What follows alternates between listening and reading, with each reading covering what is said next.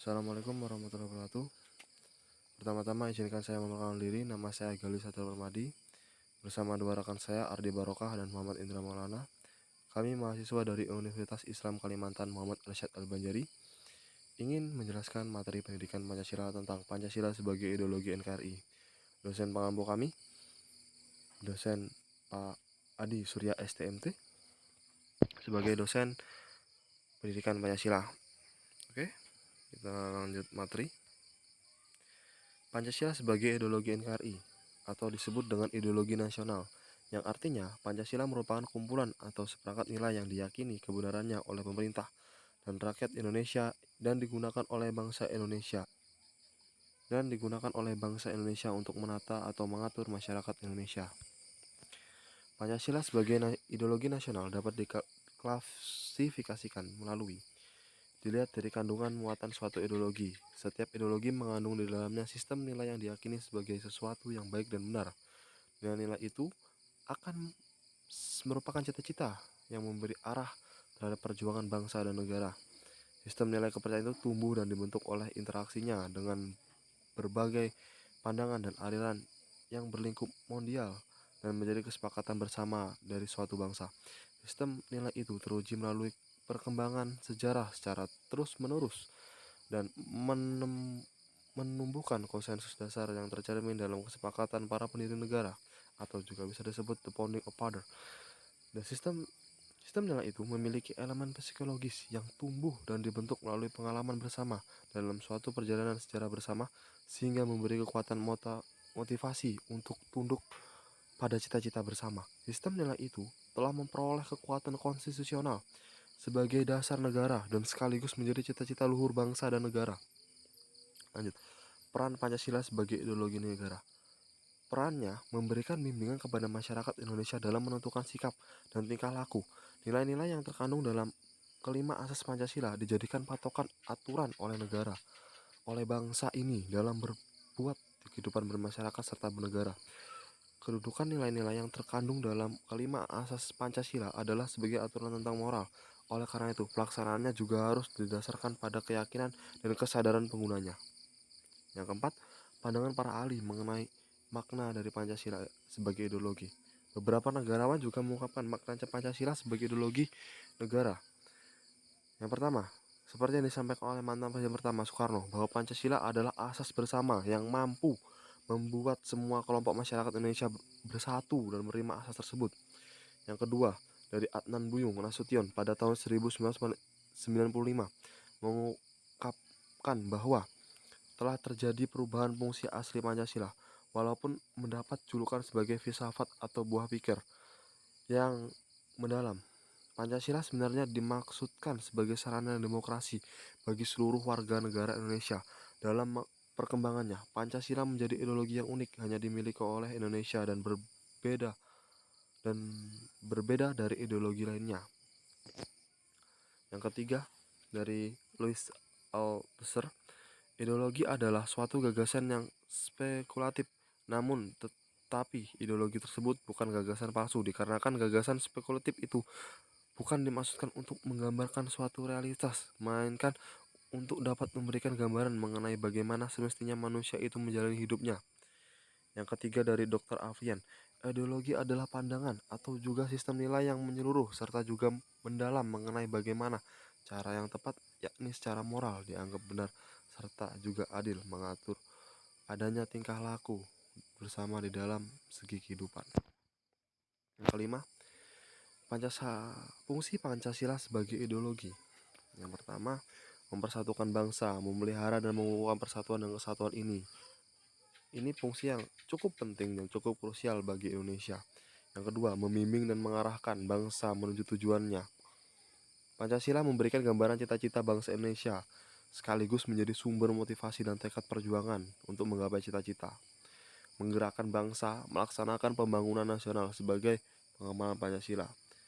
Yang ketiga, memberikan tekad untuk memelihara dan mengembangkan identitas bangsa. Pancasila memberi gambaran identitas bangsa Indonesia sekaligus memberi dorongan bagi nation of character building berdasarkan Pancasila.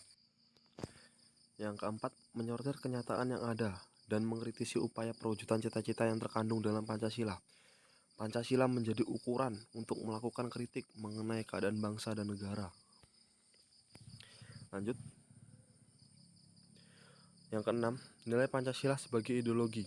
Yang pertama, nilai dasar artinya sila-sila Pancasila bersifat universal, sehingga di dalamnya terkandung cita-cita, tujuan serta nilai yang baik dan benar. Sebuah nilai yang mendasar, yang relatif tetap dan tidak berubah. Terdapat isi kelima sila dalam Pancasila.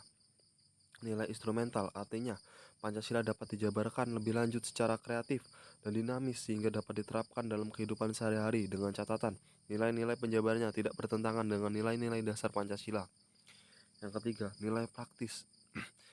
Artinya Pancasila dapat diterapkan secara real dalam kehidupan sehari-hari, perwujudan nilai instrumental dalam bentuk nyata di dalam kehidupan bermasyarakat, berbangsa maupun bernegara. Dalam perwujudannya, nilai praktis bersifat abstrak, misalnya saling menghormati, bekerja sama, kerukunan antar sesama. Yang ketujuh, perbandingan ideologi Pancasila dengan ideologi lainnya. Yang pertama, kita ada ideologi komunisme. Komunisme adalah anti kapitalisme, menggunakan sistem sosialisme sebagai alat kekuasaan, sebagai prinsip semua adalah milik rakyat dan dikuasai oleh negara untuk kemakmuran rakyat secara merata. Komunisme sangat membatasi demokrasi sehingga komunisme juga disebut anti-liberalisme. Oke, saya lanjutkan. Yang kedua, ideologi liberalisme. Liberalisme merupakan paham yang memberikan penekanan kebebasan individu sehingga kesejahteraan bukan jadi tanggungan pemerintah atau negara, bukan jadi tanggung jawab negara. Ideologi ini mengembangkan prinsip yang mendasar, yaitu pengakuan terhadap hak asasi warga negara, memungkinkan tegaknya tertib masyarakat dan negara atas supremi hukum, memungkinkan lahirnya pemerintah yang demokratis, penolakan terhadap totaliter. Lanjut. Ideologi sosialisme. Sosialisme merupakan ideologi yang paling mengedepankan persamaan dan pemerataan derajat antar masyarakatnya. Sosialisme mencita-citakan sebuah masyarakat yang di dalamnya semua orang hidup dan dapat bekerja sama, damai, kebebasan dan solidaritas dengan hak-hak yang sama. Tujuannya ialah memberikan ketentraman dan kesempatan bagi semua orang.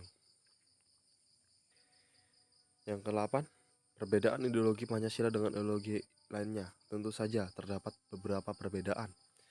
Yang pertama, dalam aspek hukum.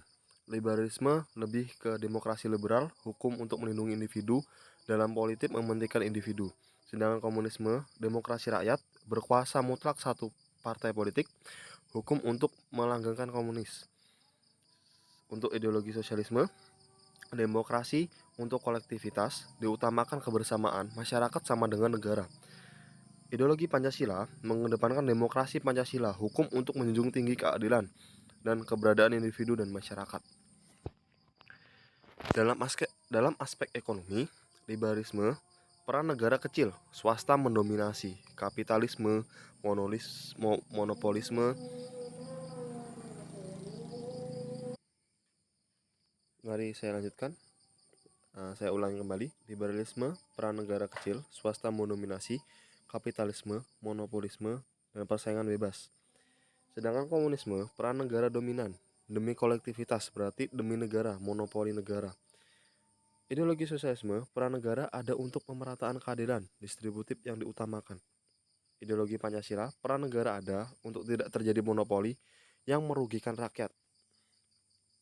Dalam aspek agama, liberalisme, agama urusan pribadi, bebas beragama, bebas memilih agama, bebas tidak beragama. Komunisme, agama candu masyarakat, agama harus dijauhkan dari masyarakat.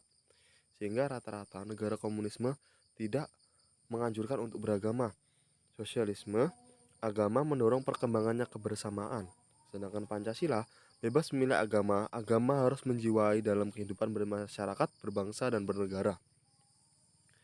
Dalam aspek pandangan terhadap individu dan masyarakat, liberalisme, individu lebih penting daripada masyarakat. Masyarakat diabdikan bagi individu. Komunisme, individu tidak penting, masyarakat tidak penting, kolektivitas yang dibentuk negara itu lebih penting. Sosialisme, masyarakat lebih penting daripada individu. Pancasila, individu diakui keberadaannya, masyarakat diakui keberadaannya. Individu akan punya arti apabila hidup di tengah masyarakat. Ciri khas liberalisme, penghargaan atas HAM, demokrasi negara hukum, reaksi terhadap absolutisme. Komunisme itu lebih ke ateisme, dogmatis, otoriter. Ingkar HAM, reaksi terhadap liberalisme dan kapitalisme. Sosialisme, kebersamaan, akomodasi, jalan tengah. Sedangkan Pancasila lebih memiliki keciri khasan, kesarasan, keseimbangan, dan keserasian dalam setiap aspek kehidupan.